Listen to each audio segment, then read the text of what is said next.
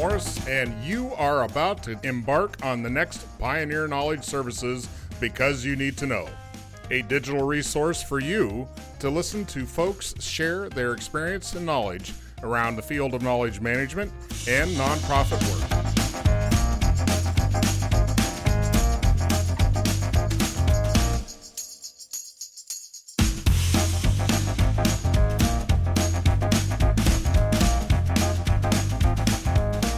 If your company or organization would like to help us continue this mission and sponsor one of our shows, email byntk@pioneer-ks.org.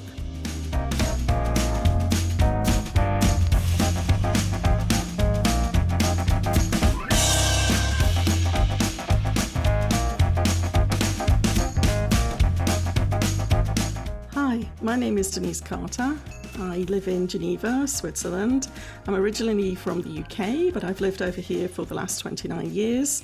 I just realised the other day that actually, I was catching up with a colleague, that actually is half my life. So I'm also giving away a little bit my age there.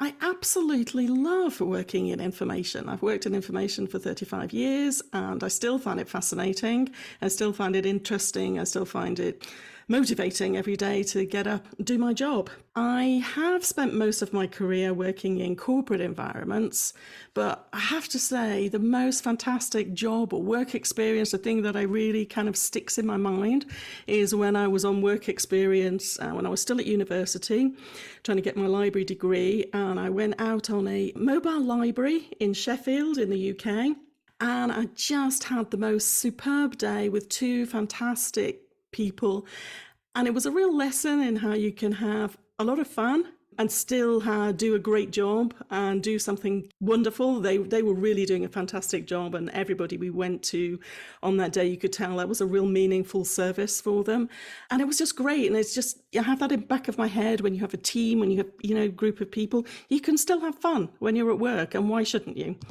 I have worked in corporate, but I currently work for myself, and I've done that for the past 10 years. I'm celebrating 10 years of DCision Consult. What we do in DCision Consult is I provide competitive intelligence and business analysis services for pharmaceutical and biotech companies. I like to stay connected to people. Working for yourself is just absolutely fantastic, but there is a moment sometimes when you just feel a little bit isolated. Even me, who is a true introvert, who found it much better to be away from people, get the energy that I needed and just be with people, rather than the 5-2 being 5 days with people and 2 people away. It was certainly the other way around. But I still need to be connected to people. I need to grow my network. I need to have people there. And the best way that I do that is by joining either networking groups or by belonging to associations. But if I belong to association, I really like to belong. I like to volunteer. I like to get involved, because that's really the best way to meet the people, to connect with those people in that organization. So a library opportunity was your doorway to a new world. And it really was. it was quite a big decision, because I came here on my own. Oh, it was a big deal. I came, and you sort of come to an empty apartment. Obviously my stuff came with me, but you come here, and then also, I go into the office, and basically they just gave me an empty room. It was a literal here's a room, fill it, make a library. It was really like, make it happen. Go do that library stuff. Make it work. Yeah. And you go like, oh, okay. You had a blank sheet. You had a blank check and a blank sheet to do whatever you wanted to do. Yeah, really had a blank sheet. And I must say, working for that company was just a delight. They were a very small company. There were only 150 people in the building at that time. It grew much bigger. So you knew everybody and had no hierarchy. Wow. I was used to working in a huge organization. That's where I'd been before. And that's why it didn't suit me, you know. But I didn't know that. I didn't know enough at that point to understand what worked for me and what didn't. Now I understood, no, I need a smaller environment where I'm closer to people, where I have a real connection. And that was just great. And it's very unusual to have that kind of no hierarchy. People were treated for how important they were and how important the job they were doing was to the organization. Oh my. So you would meet somebody on quite a sort of lowly grade, so to speak, but you were told this is a really key person in the organization because they do X, Y, Z. So you must always, if they ask you something, you must always do something for them, because what they do is critical to the running of the organization. By design. Now, is that typical in that region to have an organization that way? No. I haven't come across, I mean, I haven't worked in many places, but I really haven't come across that elsewhere. I think it was, it was a family-owned firm. Person who was running, he had a very particular way of doing things, and it was definitely his style. His style kind of came through. I mean, some of that disappeared later as he unfortunately, moved on, and his son took over, and things changed, and the organization grew because we just grew bigger, and they got more products onto the market, and then. But at that time, it was interesting. What never went away from that organization was, if you had an idea, you just said, I've got an idea. And they said, just go with it. Just go with it. It's fine. Whoa. As long as you could justify why you were going to do it and what you thought it was going to bring, and they thought, that could work, you just went with it. I ended up starting, what was a very kind of traditional library. It was what they wanted. They wanted to move the books and the journals in. They wanted a kind of table of contents service. And I was doing just, very basic level library stuff. But then, I started to I could see gaps like, people need this information. Maybe I could just write a report on that. Right. Do some searching. I could send this. I could do here. We could, the internet started to happen. The intranet started to happen for us. We were a bit slow, technically speaking, but it started to happen.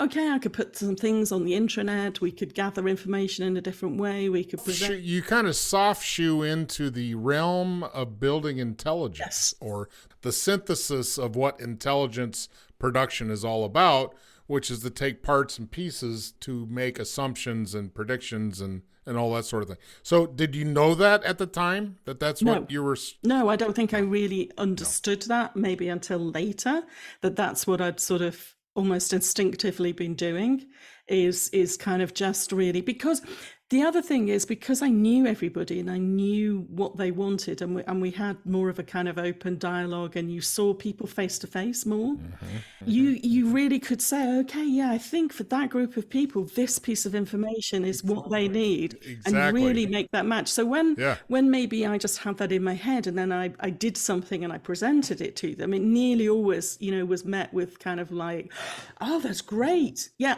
I didn't know I was looking for that, but now you've presented it to me. I did know that's what I was looking for. That, can I have more of it? So it became a kind of very positive experience. And I think what made me suddenly realize I probably had sort of really shifted was, I had a boss when I first started, and I think really she took me eventually. She was not the first person to interview me. She was kind of like the second person. And I think she took me, I understood afterwards, several people had been for that job and decided it wasn't for them for whatever reason.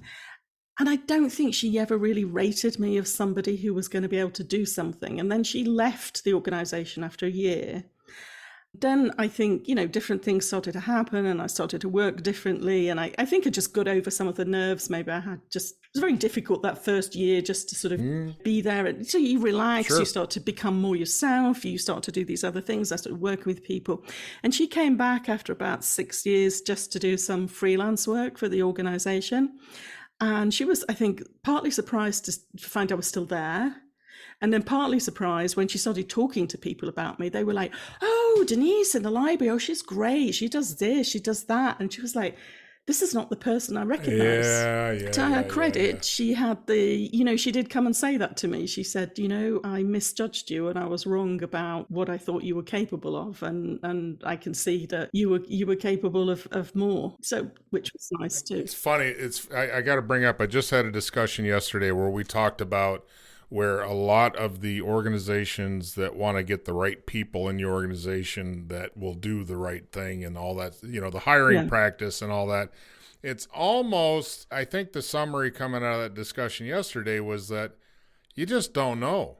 You make your best guess. You're trying to evaluate somebody on the way into an organization, and you've got this whole criteria built out of, I don't know, it's almost ridiculous to think you can just you say yay or nay of somebody coming in an organization with a prediction that it's going to work out. Sometimes you just don't know because everything shifts. In your example, this woman had a predefined what that role was Yeah. in her head, I'm Yes. guessing. And she's like, "Oh, you're not it. You're, whatever that judgment call was. But you know what? You were the right person at the right time at the right opportunity to push where that needed to go, Yeah. right? So there's part of the mystery, and I'll call it a mystery because that's any organization that's successful has got an air of mystery, I think, to it, because you just don't realize all the parts and pieces that's going to make it work. No, absolutely not. Yeah, and I mean, that's the hardest thing too. And, when I then, sort of started to get a team together, because at the beginning, this was just a one-person operation. And then as we grew, it started to, so you can have some people, not necessarily full-time employees. I started off with some temp help and then, gradually got some full-time employees. But it is difficult to find put the right people who are just going to, gel together, who are also going to be able to work together. Let's back up the train here. I want you to define what's the difference between, and I'm going to hold you to this because it's a question in my mind. What's the difference between business intelligence and competitive intelligence? Is there a difference or are they the same thing? To me, they're the same thing. Okay. To me, it's the same thing. It's really about the intelligence part, not about the kind of the first word. It's really that. Okay. To me, the intelligence bit is where you taking disparate bits of data and you just make them tell a story.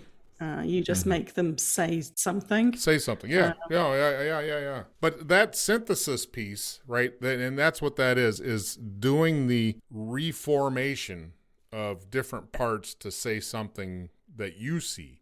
That takes vision. You cannot go into this, in my opinion, you cannot go into this field and assume that AI is going to crank out the intel for whatever. Because there is a level of interpretation, and I want to dare say creativity in an artistic way to see things not normally perceived. Is that a fair statement? Absolutely. And my best example of that is currently I have a client. I do every morning, I sit and I put together 8 to 10 things that have happened kind of overnight. I'm doing this for a US company, and it's for the very, very senior executives, and it hits their mobile phone at kind of 5 a.m. East Coast time, and it's just the things they need to know that have happened kind of yesterday or overnight. So they're not taken by surprise by anything.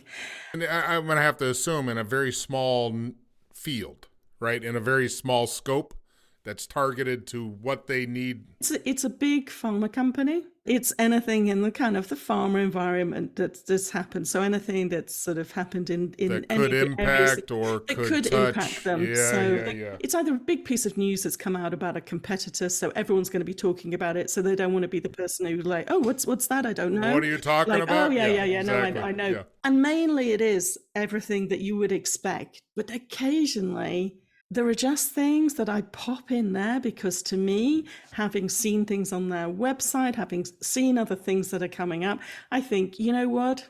It's not in their field, but it could be interesting. If I was sitting in their position, I would be interested by that. And I just cannot see that an AI is going to be able to replicate that. Well, I would agree. And 99% of time, what I send them may not be interesting, but I'm sure 1% of time, there's just something that sparks something and you go, actually, that's an idea. Yeah. It's not that, but it's an idea. It gives me an idea. So in the field of intelligence that I'm accustomed to, you have things that are classified as either need to know or nice to know. Yeah.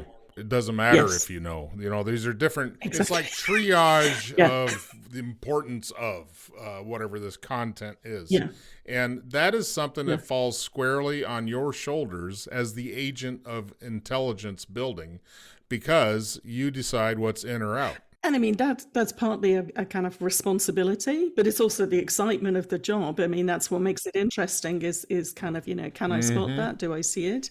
What is it that I would, But I think it also requires you always to be able to put your headspace in the headspace of someone else. Does that mean you have the sympathetic emotional intelligence? You have the sympathetic and emotional intelligence to be in the other shoes, to be able to... Yeah, I think so. You've got to have a bit of perspective of what that is, or you'll fail because everything is from your perspective, and it'd be like, that doesn't fit at all. What are you talking about? Absolutely. Yeah. And you need to be able to put your own ego aside and just go, this is what these other people would be thinking, or, right. It's just interesting when you talk about, just to go back a little bit, this kind of AI thing, because for me, when you're saying, oh, you're just doing a news curation service, it's kind of, that's something that people automatically think, oh, I could, you could have AI all over that in a second. I get an app that does that. I get an app. It can do that. There's no problem. I put in my own keywords. It just does it. Yeah. But there's the same time, like, what keywords would you put in to spot the thing that I've just spotted? You can't. Exactly. That you don't know what it is. Because you don't know until you see it. You don't know until you see it. You don't know until after the event. Oh, I might have needed a keyword for that, because it's sometimes so out of, You're a bridge maker. You're a bridge maker and an intermediary, because you're taking from something and creating something new, or creating an opportunity to something new. And you're providing the structure, you're providing the flow, and it's up to them to say yay or nay. And I have to assume I think you said if you get 1% that's like, woohoo, that's gold, right? Well, that's gold. If you can get the 1%, that shoots them over the moon. They go off on a different way, and it's a game changer. It is. Doing what I do, I'll never know what that is. Mm-hmm. I probably will never know. I'm too kind of, far away from that to see, to see that sort of come. See what the impact is. Yeah. See what the impact is, but I'm sure it's there. I'm absolutely sure it's there. So how many organizations do you think out there need to focus on building this structure of intelligence, because you can have environmental intelligence, competitive intelligence, internal intelligence. I mean, that can be split in a lot of different ways. But what would be your suggestion to any organization, big or small, that would be good advice? Other than call you, I get that. Well, other than call me, which would be obviously, yes, call me, because I can do that for you.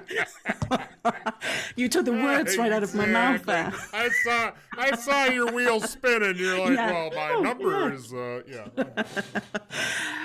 When you start your organization, however small it is, don't think that you are going to be able to keep hold of all the information that you need. And you will frighteningly soon come to the point when you can't do that anymore. And I meet so many small businesses who tell me, oh, yeah, they maybe ask for one piece of information from me, or one, job. And then they say, oh, yeah, because we have all our information, because we're small, there's 3 of us, we go to the conferences, we know the main players, we know the people, we know. Do you? Are you sure? Because I'm sure that if I did a double check on that, you don't actually know everything that you need to know. And it's not only just, you know it, but then it's remembering it, and it's remembering it at the right time to reuse it back again.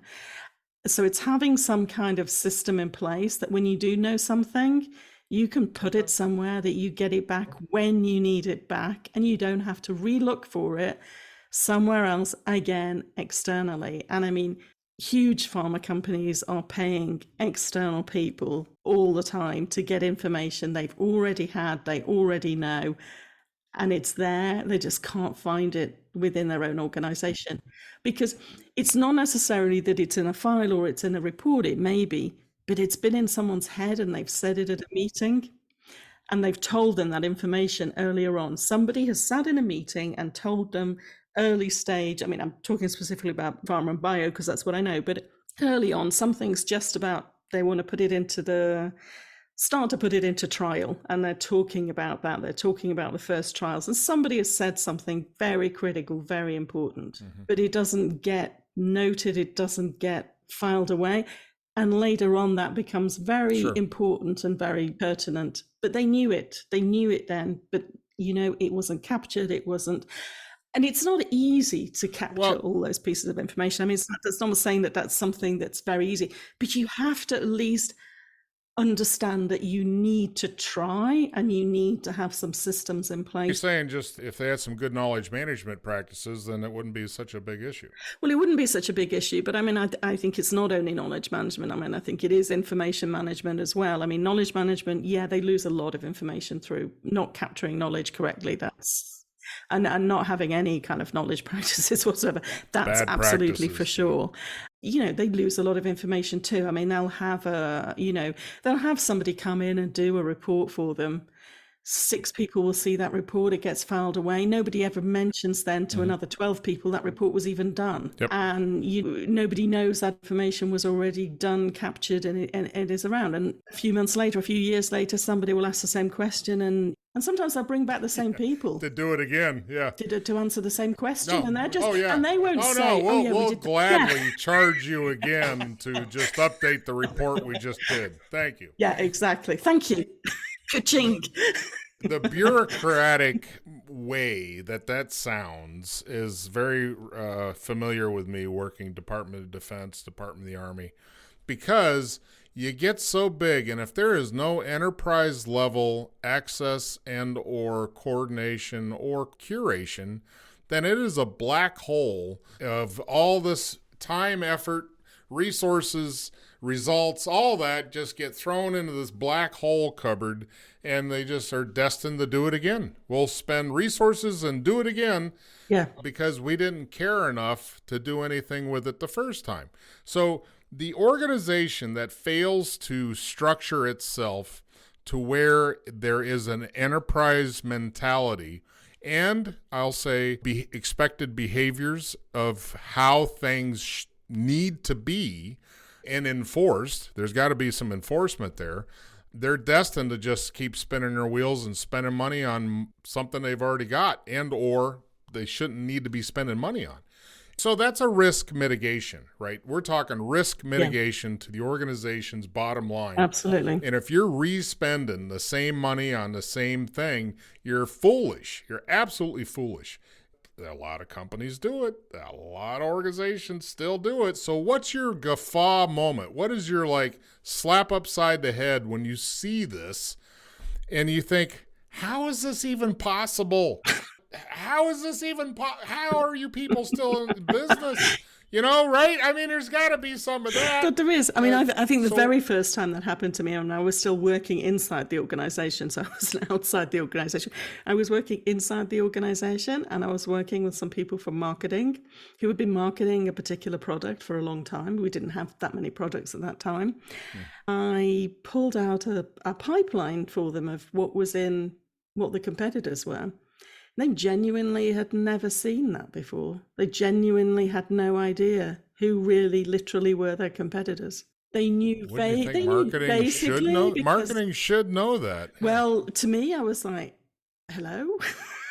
Is it me? What's happening? I mean, I was really like, and it was always a situation where, I mean, I'm sure a lot of information people speak about that. You're always kind of like, oh no, we're not going to give you a huge grade job or anything because it's just information. Any person can do that. It's so easy to do that. We don't need any, So you're always talking to people, like 10 grades ahead of you who know you're being paid to kazoo, and then they're going, I didn't realize there were so many competitors. This is interesting. And can you do it for other kind of, I was like, oh my Lord, how are these people getting their paychecks? So, I mean, I think that was one moment. I see it in lots of little instances where people are living with half the information that they actually need, or they've looked in one place and they feel that's sufficient. If you're really looking for competitive information, you have to look in several places, see if the information matches up, validate the information. There's a kind of bigger story to tell with that, because people will, if you just look at one of the pipeline databases, you might get a general overview that there's 50 competitors, but if you really dig down into that and you then validate that, you find actually, no, there's more like 30 real competitors, because a lot of people are keeping it on their website because it just looks good. They don't want to take it off yet. There's many reasons. Haven't had any sales in 2 years, but there's lots of times you double check and you go, well, no. I want to spark on this because you bring up something that I think a lot of people disregard or are not aware about, is in the true sense of verify and identify and validate. Because it's like you say, you look at one thing and I was like, oh, I've done my research. Yeah, but you didn't validate anything. So you can't take anything as face value. You have to find corresponding data that either confirms or denies whatever you think you know. Yes. And if you don't do that due diligence, you're always operating on a false pretense. Absolutely. I think a lot of times that happens because people have got their first set of information from a paid source. So they feel because they've paid for it must be... It's top shelf, yeah, right? It's top shelf. I've paid a certain amount of money for this, so obviously it must be right.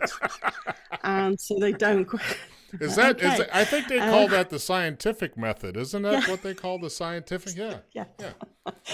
All right. Okay. And I'm like, okay, but if you take something like a pipeline database, I mean, God knows how many different, indications and just drugs that's looking at. I mean, you're talking about thousands and thousands of drugs. You can't possibly say that they've got every one of those right. I mean, they'd have to... Yeah.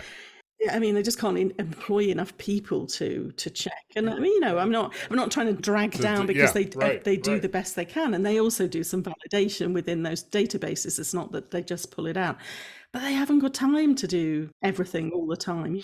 And you don't know what the last thing is they looked at. You don't know which section they've just validated and which section they validated 6 months ago. That's true. So, you have to do your own kind of double check on something. And, I certainly wouldn't give someone a pipeline that was just out of one database, one source. I mean, it absolutely wouldn't happen. One source. Yeah, but there is that thing, I think, about, people have paid for it. So they feel like it's that thing about paying, because I remember talking to one of my bosses, and this just goes back to knowledge, because he was saying, oh, well, yeah, but the knowledge is free, because we don't pay for that. And I was like, well, that's really interesting. I said, because I didn't know you worked for free, because they pay me a salary. And he was like, oh, I get it. Wait a minute now. So reframe what was his assumption? That knowledge within the organization was just free. We didn't pay for it. We didn't pay for knowledge, because knowledge was just, what people said. He could tell you something and that's free. And I was like, really? They don't pay you a salary? And he was like, There's no overhead whatsoever to any of what that, But it was interesting to me, because it also gave me a different perspective on how people view that. He really thought, knowledge is just a free thing that anybody would just know. It just happens. It just happens as part of the environment. It's part of there. And you think, well, if that was true, I mean, every time there was a one company took over another company, there's a reason why they keep the staff on. They may not keep them on indefinitely, but they certainly keep them on for a certain length of time. They got to get the how-to somewhere in the system. Yeah, most times when companies are merging, they're buying maybe a product, but what they're really buying is the knowledge in that company. It's not, they're not paying for the product. I mean, they're paying for the knowledge that's going to create the next project. So we've had an interesting discussion about organizations and enterprises and all of those parts and pieces that can either help or not help an organization stay afloat. But with all that said, what is your best advice in anyone looking to get into this field? Not library sciences, that was your start point. That's my start point. Where you ended up. You got some listeners that are like, I kind of think like that. I'm usually the oddball out. I see things differently.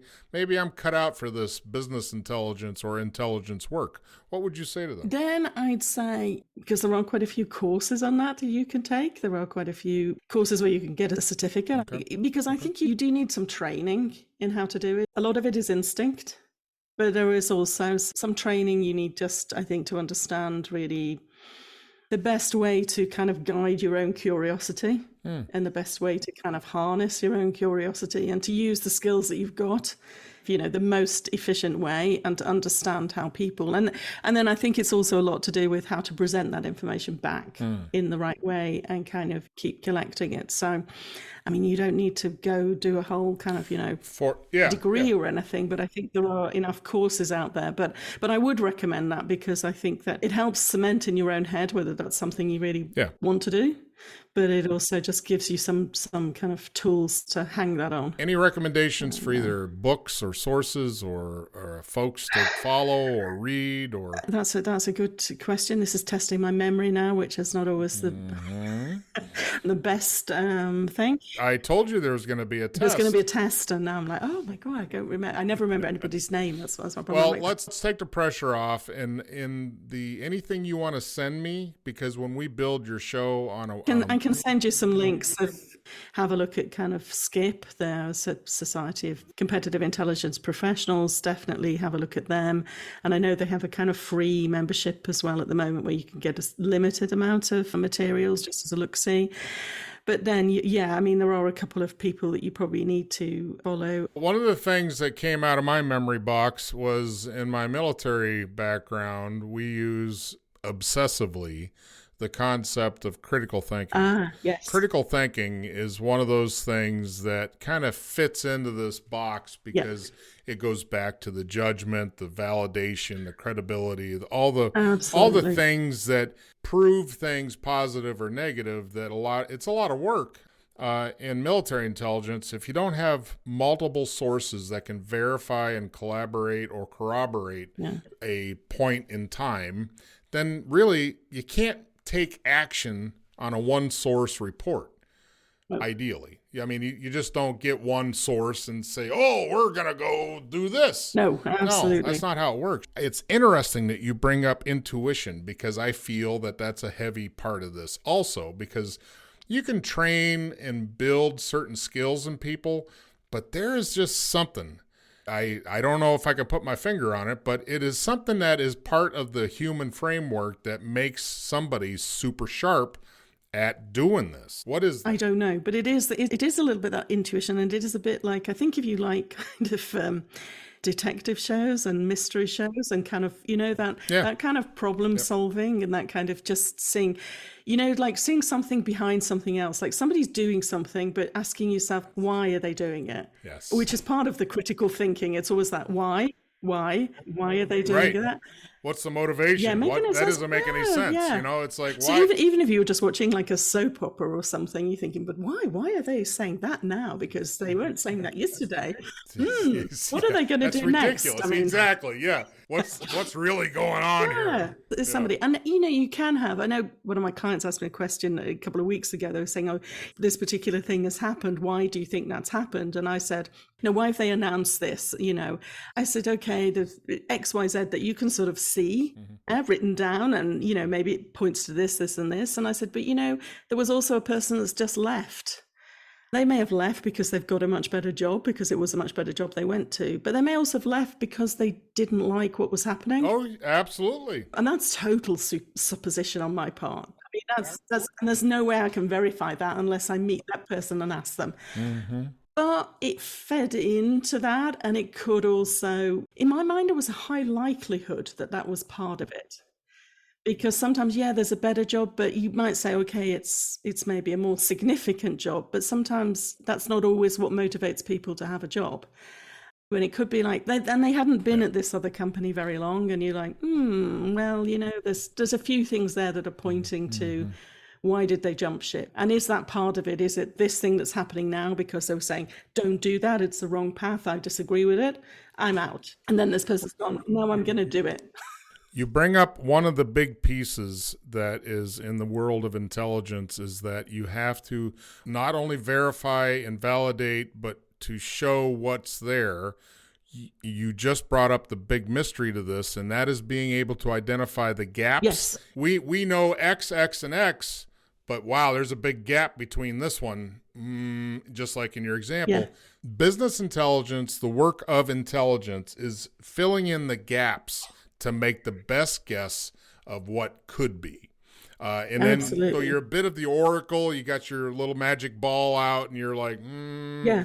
But if you don't have the perceptions, if you don't have that ability to see beyond what's evident and make suppositions, suppositions of what could be and what's likely, you're not built for this kind of work. You are not going to do well in the world of intelligence. No, absolutely not. So the gaps, and I just want to leave the listener with that, the gaps are just, and probably more so important than what's evident. Totally. That's where you're looking for the insights. And it's the insights bit that most people can't do. And people will tell you all the time, I'll give you an insight.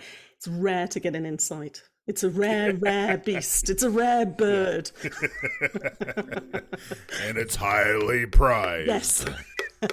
It's what we're aiming for is the insight, but it's hard to get there. To bring an end to our great discussion, what would you say is your definition of knowledge management? Ooh, good question. My definition of knowledge management is capturing the things that don't get written down, but the organization needs to know.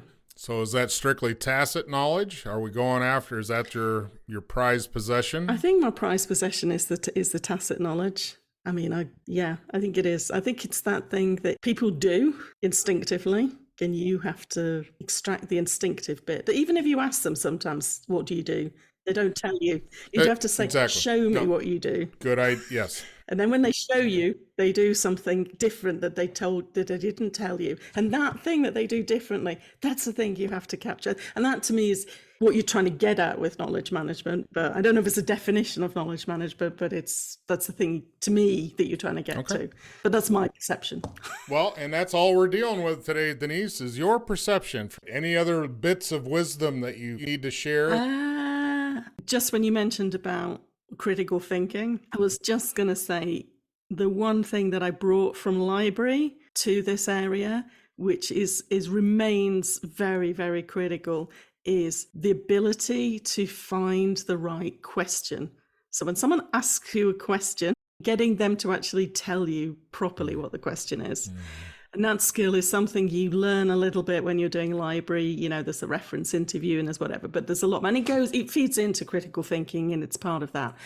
But you can't really do a good business intelligence job or any kind of intelligence job until you really understand what people want to know. And it isn't the first thing they ask you. It's never, ever the first thing they ask you. You're getting to a perception level to where here again, to go back to what you said, you have to be in their shoes. And going back to what you know versus show me what you do, because there are certain parts of the awareness just aren't freely available at all times. And sometimes we skip over things. And I think you're right that not every question is the right question you want an answer for.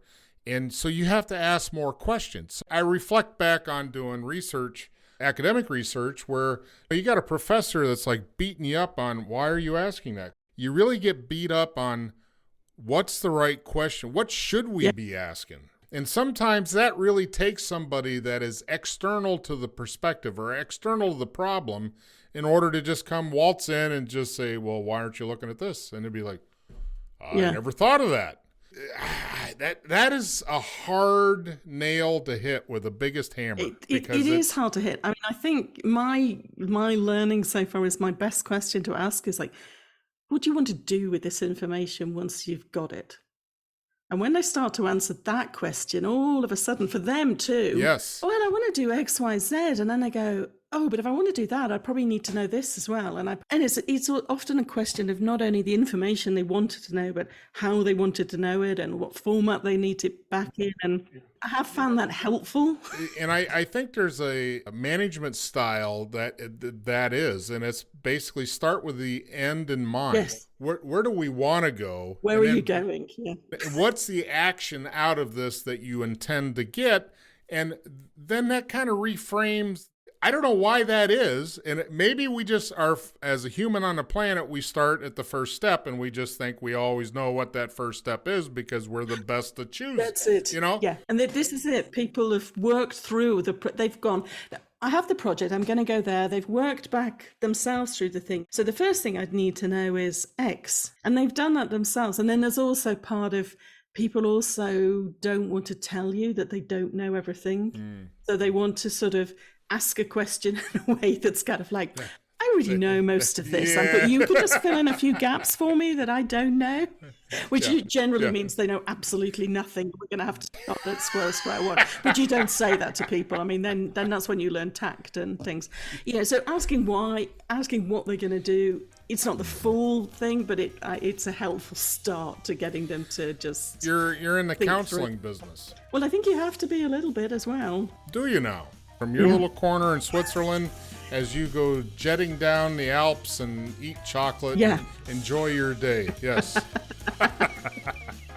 Thank you, Denise. Okay, It was very engaging. Thank you. Thank you very much.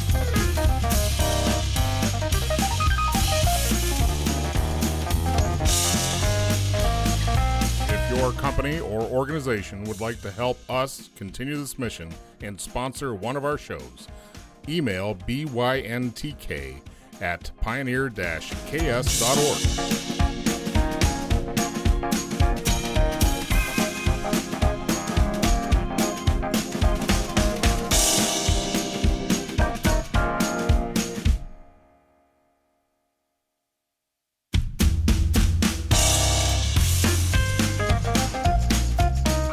Just finished our latest Because You Need to Know, a public service of Pioneer Knowledge Services. Please join us on LinkedIn and find us at pioneer-ks.org.